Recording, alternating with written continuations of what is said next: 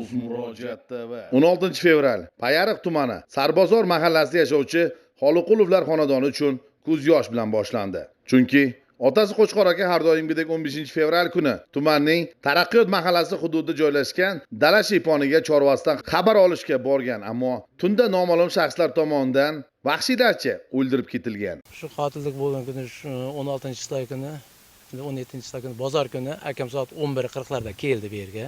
Kechqurunmi? Kunduz kuni. Yakshanba edi. Soat 12lardan o'tib biz chiqib ketdik. O'g'li bilan keldi bu yerga. Motosikl olib, shunga o'xshagan yana bitta mototsiklimiz bor edi, uni bu yerga haydab qo'ydi dag'ini. Zaryadga qo'yib, biz tashlab chiqib ketdik. Ertasi kunga men soat 10:30-11larga kirib kelsam, hamma joy qon bo'lib yotibdi. U yoqqa qarasam, bu yerda shapkasi, tapchkasi, xullas boltalar qon bo'lib yotibdi. Akamning telefoni ichkarida turibdi, o'zi yo'q. Keyin telefondan telefon qilgandim. Go'dak chiqdi, o'zi ko'rinmadi. Keyin qon tarafga qarab borsam, u yerga borib ustini ko'mib ketgan ekan. Keyin ichki ishlarga xabar qildim. Ichki ishlar 1 soat, 1,5 soat deganda yetib keldi. Umuman o'zi bolta qayerda turadi har doim? Har doim boltamiz mana shu joyda, mana o'tin qilamiz. Mana shu yerda boltamiz hamisha bir joyda turadi. Chunki bu yer pona yomg'irdan, qordan nima qilib, salqinda, sovuqda bu yer ponalik uchun bolta bilan bu yerda o'tin qirib, ichkariga kirgizib yoqamiz. Hozir turgan joyimiz ko'chadan necha metr farq qiladi? 25-30 metr farq qiladi, toza. Ichkarida, to'g'rimi? Juda farq qilsa. Aynan endi holat, o'lim holati shuda bo'lganda, to'g'rimi? O'lim holati xuddi mana shu joyda bo'lgan. Chunki akam o'tin qilib bu yerdan yoki mollarni baylab chiqaradigan bo'lganmi? Ish kiyimini yechmagan chunki. Faqat oyoq kiyimini yechgan. Ana shu kelsam shu holat yuzasi paydo bo'lib turibdi. Siz nima deb o'ylaysiz? Ular oldindan shu rejalashtirib kelganmi yo nos bilan suv bahona bo'layaptimi? Bular endi eshitishimiz bo'yicha to'yga borib kelayotganda bo'ldik deyapti. Yo'lda shofyor tashlab ketgan yo'lga. Suv desa, suv bahona bo'lmaydi. Chunki biz ham u yerga kranda boshiga, artsanda boshiga satilda suv hamisha turadi. U yerdan o'tsa mana bu yerda suv turadi. Bu yerdagi ham suv toza ifloslanib ketgan bo'lsa, mana oshxonamizda suv turadi. Suvdan hech qanday muammo bo'lmaydi. Yo'ldan qancha mashina o'tadi, suv qaynab ketadi, boshqa bo'ladi, chanqab ketadi, to'xtab suv ichib ketadi hamisha. Bular shu yerda kirib, qandaydir shu yerda bilmadim, akam unda hech qanday nima emas edi. Ular o'zlari kelib to'satdan shu janjal. O'sha ayni oldiga kelib kelgan deyman-da. Og'ilda kirib kelishi, ular akam ichkaridan mollarni baylab chiqayotgan bo'lganda. Ular shu yerga kelgan. Chunki qilingan ovqatini ham yemaganda. Shu kech bo'lgan vaqtda, shu kech tushar vaqtda hamma ish bilan zaynat bo'lgan payti bo'lgan bu ish. Huquq-tartibot organlari tomonidan ayblanuvchilarni jinoyat joyiga olib kelishganda, guvohlarning aytishicha, holatni quyidagicha izohlashgan. 20-fevral kuni topildi shu Eshmastaqdan Enerza qo'rg'ondan ekan. Bu jinoyat bo'lgan yerga, sodir bo'lgan joyga boradi bular, olib boradi. Yuring deb keldik. Haqiqatan kelganimizda ularni olib keldi chiqishlar. Viloyatniki ham bor, sud ekspertizasi hammasi bor. Olib keldi, bizlar kimligini taniyik, bilaylik deb keldim birlar. Birlar kelganimda Hasan degani bor bu yerdan olib keldi. Olib kelganda ko'rsatdi, nima bo'ldi holat dedi, shunday bo'ldi dedi. Nima bo'ldi? Tiniq gapir dedi. Tiniq gapirganda u aytdi, men dedi, meni bir shapat urdi dedi. Sherda urdi dedi. Xo'p, uribdi. Shuncha orqa borasanmi degan gaplar gapirdi. Nariyoqqa o'tganda bolta turgan ekan, boltamni urdim, yiqildi dedi. Yiqildi degandan keyin, xo'p, shu ishlarni qildim, shunday qildim, men hech qanday o'zim shunaqa o'ltirdim degan gaplar qildi. Olib ket qaytarib. Ikkinchisini Iloz degani olib keldi, ukasini. Olib keldi, bu yerda qon bo'lib yotibdi. Bu yerda bolta qon bo'lib yotibdi, lapatga qon bo'lib yotibdi. Ko'rsatib ber dedi ularga. Ular bo'lgan voqeani aytib berdi, batafsil aytdi. Mana bu yerda yotibdi dedi. Xo'p, yotdi. Sen kelib birdan ko'mishib, bu yoqqaningcha 102 ga telefon qilsang bo'lmaymi deb ukasiga murojaat qilib berdilar, aytdi. Ichki ishlar xodimlari indamay turdi. Bu yerga nima tiqding dedi, sim tiqdim dedi. Simxona dedi, akamga berdim dedi. Men eshitgan gapim o'zim ko'zim bilan oqshom yerda birga bo'ldim. keyin bu yoqqa olib borganini, ko'tarib borganini, keyin qon izlari yo'q qilamiz deb shapkalarni u yerdagi quduqlarga taylaganlariga men o'zim xolis guvoh bo'lib shu yerda qatnashdim. Jinoyat ishi hujjatlarida ma'lum qilinishicha, to'ydan qaytgan shaxslar katta ko'chaga yaqin bo'lgan xonadonga suv va nos so'rab kirishgan, ammo uy egasi bilan bo'lgan janjal dala shiponing anchagina ichkarisida, ya'ni molxonaning oldida sodir bo'lgan. Jinoyat sodir bo'lgan joyda akam shunaqangi boqyapti, bir kishini kuchi yetmasdi. Bu bir. Davlatda agar haqiqat bo'lsa, bular shu janjal bo'libdi, shu voqea bo'lib o'tgandan keyin boltalab uribdi. Qaytib bular 2 soat o'tib qaytib kelyapti-ki, chunki u yerda bir kishi u yoqqa sudrab o'tmaydi. Qaytib kelib yuragiga qandaydir o'tkir tiqib 2 kishilashib sudrayapti. Balkim 3 kishidir ular, lekin bir kishining kuchi yetmasdi akamga. Marhumning o'g'lining aytishicha, qotillar o'ldirgan va ko'mgan jarayonda bir necha kishi bo'lishgan, ammo negadir bir kishi ayblanayotgan, qolganlar esa suvdan quruq chiqarilayotgan ekan. Dadam Xudo rahmatli baquvvat mehnat qilib yurgan odam. Pensiya yoshiga yetib, hozirgacha mehnat qilib, hatto mehnat qilardi, baquvvat edi. O'sha kungi holat bo'yicha aytadigan bo'lsam, hech qanaqa spirtli ichimliklar ichilmagan dadam tomonidan. Lekin ular 4-5 kishi atrofida bo'lib, mana bu dala shiyponaga kirib kelib, mana bu ko'rib turganingiz molxonani eshigi bo'ladi, shu yergacha kirib kelyapti-da. Mana shu yerda xunrezlik tiqlayapti, qotillik tiqlayapti bular. Ularga endi nima qanaqa tushuncha berish mumkin? Suv so'ragan odam avvalambor hovlini boshiga kirib kelganda baqiradi, kimnidir chaqiradi hovlidagi odamlar. Bo'lmagan taqdirda ham bu yergacha kirib kelish umuman mantiqqa to'g'ri kelmaydi. Bu yergacha kirib kelishning birdan bir sababi bular undan oldin bu yerlar rejalashtirilgan. Kirib kelishi, bu yerda mol-hol, qo'ylar borligini ular hisobga olgan hamma tomonni. Faqat ular kirib kelishiga adashmasam men dadam to'g'ri kelib qolgan. Keyin shu yerda bir dayxanaki jang qilib, ular ko'p kishilashib urib yiqitgan. Dadamni bitta ikkita bunday aytganda ichgan odamni kuchi yetadigan odam emas edi. Ikkitalarini uchtalarigacha uradigan odam edi. Chunki men o'zim bilaman, ko'z oldimdan hali ham ketmaydi. Aka baquvvat odammiz-da. Ular kirib kelib, dayxanaki jang uyushtirib, mana shu joyda dadamni orqa miya sohasini orqa tomonidan urib, yiqitib, chalajon holatda shu joyda tashlab ketyapti. Ko'p kishilashib, baribir til biriktirilgan. Chunki bir kishi qilgan taqdirda mumkin emas, mashinada o'tirgan odam uni bilmay qolishida. Ular ketdi. O'sha vaqtda ham insoniylik tomondan ham bo'lsa ham tez yordamga aytish mumkin edi-da, mumkin edi. O'sha ishlarni qilganda balki hayot bo'lib, balki yurardi yonimizda. Xo'p, ketdi, qaytib keldi yana. 2 soat bir joyga borib maishatini qildi yana bular. Ana shu bir guruh shaxslar borib yana bir joyga borib o'tirib, maishatini qilib, yana qaytib kelyapti. Yana qaytib kelib shu joyidan kirib kelyapti, kirib kelib bu yerda yotgan odamni o'sha vaqtda tergov surishtiruvda nafas olyapti, yana 3-4 metrga sudralgan degan jumlalari bor. O'zlari guvohlik bergan tilidan. 3-4 metrga sudralgan shu odam degan guvohliklari bor.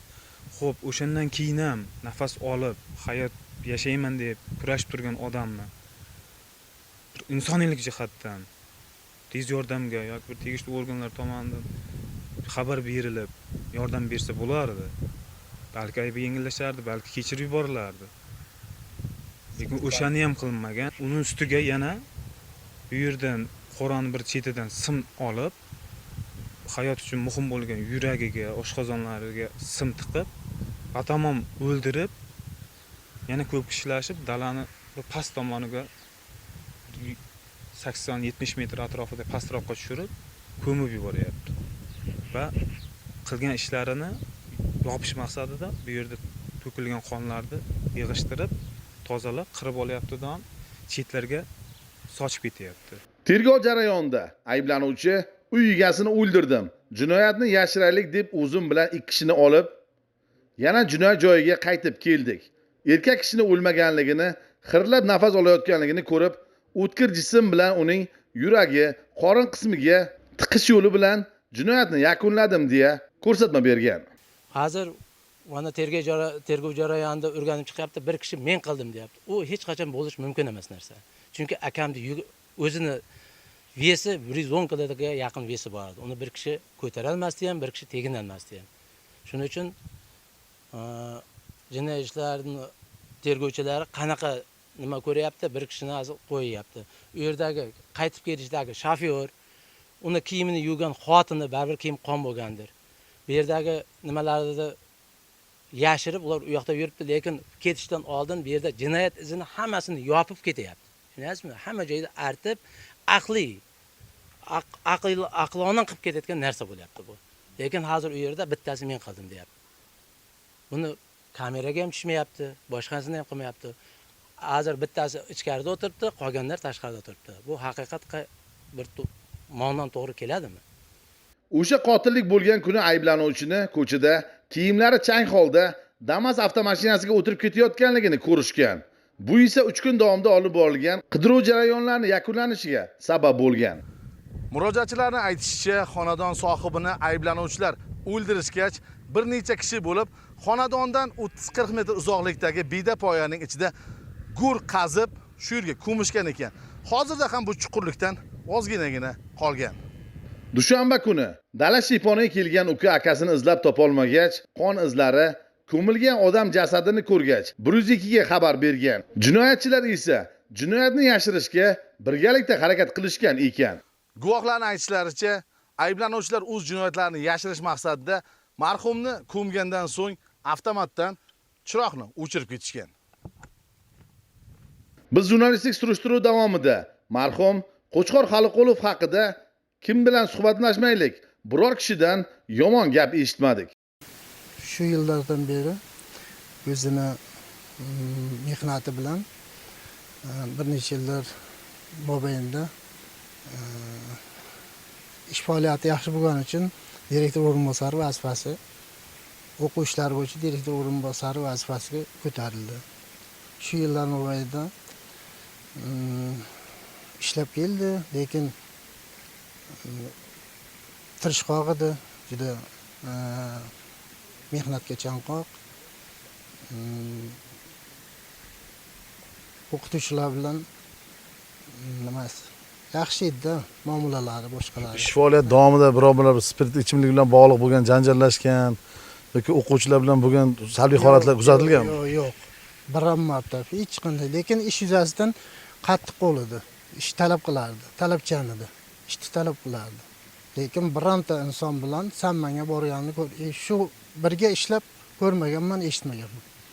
Mahallada ko'p yarashtirish komissiyasiga ozaydi bizda. Ko'p oilalar yarashtirishga biz birlasida birga ishlash kelganmiz. Juda ko'p oilalarni yarashtirishga sababchi bo'lgan inson. O'qituvchi, oliy ma'lumotli, juda ko'p yil tarbiya berib shu maktabimizda hissasi katta.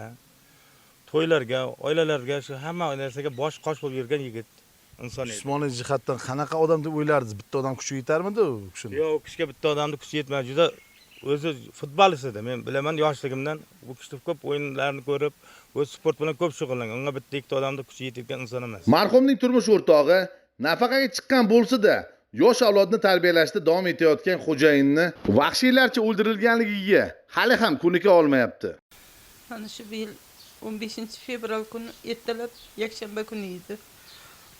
Xo'jayinimga produktlar qilib berdim. Shu qaynimda fermerga chorvalarimiz bor, ham qaynimga qarashaman deb borib turardi. Yakshanba kuni ketdi ertalab. Tinch yaxshi ketuvdi. Maktab formalarini kiyib ketib, erta rabochiy kiyimlari bor. Ularni kiyib, holga qarab qarashib, shanba, yakshanba kunlari shu yoqda bo'lardan, dushanba kuni erta bilan maktabga ishga qaytib kelardi. O'sha kuni ketdi. Hech hayolimizga kelmagan bunday bo'lishdi. U yoqda uncha antenna bo'lmaydi. Men har dushanba kuni telefon qilib turardim. Keldingizmi maktabga deb. Dushanba kuni telefon qildim, qaynim ko'tardi. Yanga dedi, akam maktabga boribdimi yo'qmi bilinqani dedi. hay dedimda maktabga bitta qaynimiz ishlaydi, shuni telefoniga chiqdim. Bordim, tog'angiz yo'qmi dedim. Hozir ko'rib beraman deb kirib ko'rib, kelmagan ishga deb aytdi. Men yana qaytib chiqdim dadasining telefoniga. Qaynim ko'tardi yana. Yanga dedi. Mana bu yerda dedi, bolta, ketman, lapatga qon bo'yatdi dedi. Bir 5 qadam nariyoqda akam oyoq kiyimi yotibdi dedi. Nariyoqda ariqchada dedi, kostyumi qon bo'lib yotibdi dedi. Pastroqda bedapoyaga bir ko'milgan narsa yotibdi yanga dedi. Voy, izlay bering, bola akangiz bo'lsa, bo'lmasin, ish qilib izlang akangiz qayerda ekan deyman. Izlayapmiz dedi, o'chirdi. Bolalarim bir o'qishga ketib, erta bilan bir ishga ketuvdi. Ularga telefon qildim. Kattasiga mana ular. Tez kelaveringlar, dadang yo'q ekan, ukang kelmaydi deyman. Bu insoflar shunchalik darajada azob berib urib chalajon qilib ketgan. Bolta bilan urgan orqa miyasiga. Keyin shu holatida tashlab yana uylariga borib qaytib kelib oshqozoniga, yurak qismi, pastki qismlariga sim tiqib olgan, sim armaturaning ingichkasidan. Yana urgan, o'ltirib, chalajon odamni o'ltirib, sudrab olib borib ko'mib, joyida qonlarini tozalab, ularni ham qirib olib, yana bir chuqurga olib borib tashlagan.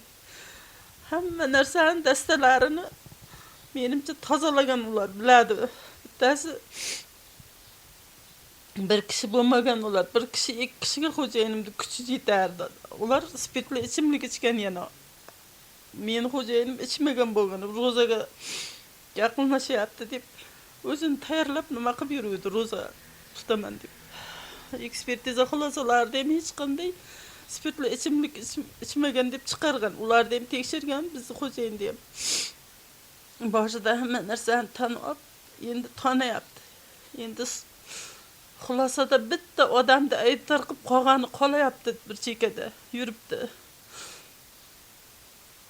Prezidentimiz chiqargan qarorlariga to'g'ri yondashib amaliy javob berishini so'rayman. Xo'jayinimga shu ish boshiga tushirgani uchun hammasini necha kishi bo'lsa jazoga tortishini so'rayman. Hammasini jazolasin. Bittasi bo'yniga, bittasi o'tirib qolgani yursa, men chidolmayman unga. Necha yildan beri ilmiy bo'lim mudiri bo'lib ishlaydi, ximiyadan dars beradi. Yoshlarga shuncha ta'lim-tarbiya berib, birov bilan ishi bo'lmagan odam shunchalik vahshiylarcha shu holatga solib ketishi mumkinmi? Qanday odam ular? Yana bittasi men qildim, bittasini kuchi yetmasdi, xo'jayinim baquvvat edi, sog'lom edi.